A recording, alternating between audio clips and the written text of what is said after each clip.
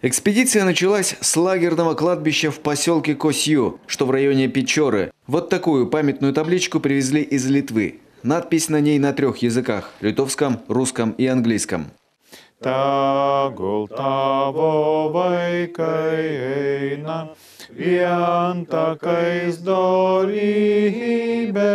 Основная цель экспедиции – увековечить память Аугустианоса Дирвеля, узника лагеря в Косью. В 30-х годах он служил настоятелем монастыря в Кретинге, в Литве. Построил при нем мужскую гимназию святого Антония. В 1940-м его арестовали по обвинению в попытке нелегального перехода границы СССР. И в марте 41-го приговорили к 8 годам исправительного трудового лагеря. Попал священник в Печор-Лаг. Под руководством Аугустианоса Дирвеля решили открыть миссионерскую школу, так как святой Антоний тоже был миссионером.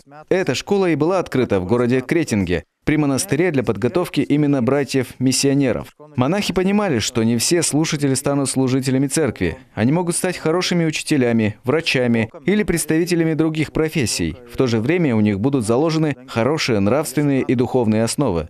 На Коми-земле участники экспедиции встретились со своими земляками-литовцами, которые, в свою очередь, помогли им в решении организационных вопросов. К примеру, изготовить и привезти из Печоры железный крест. К слову, для многих потомков репрессированных наш край стал родным. Они живут в республике и развивают свой бизнес.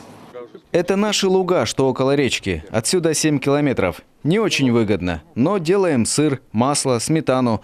У нас на заводе по переработке молока работает где-то около 90 человек. После Печоры группа отправилась в Инту. Там гости посетили 3 кладбища, на которых похоронены литовцы. Одно из них вместе с грунтом провалилось из-за выработок под землей. Там сейчас озеро. Далее путешественников ждала Воркута. Там многие кладбища находятся в тундре, и поэтому членам экспедиции пришлось пробираться сквозь густые кустарники, чтобы почтить память своих земляков, погибших в лагерях ГУЛАГа. Константин Куратов, Евгений Ершов, телеканал Юрган.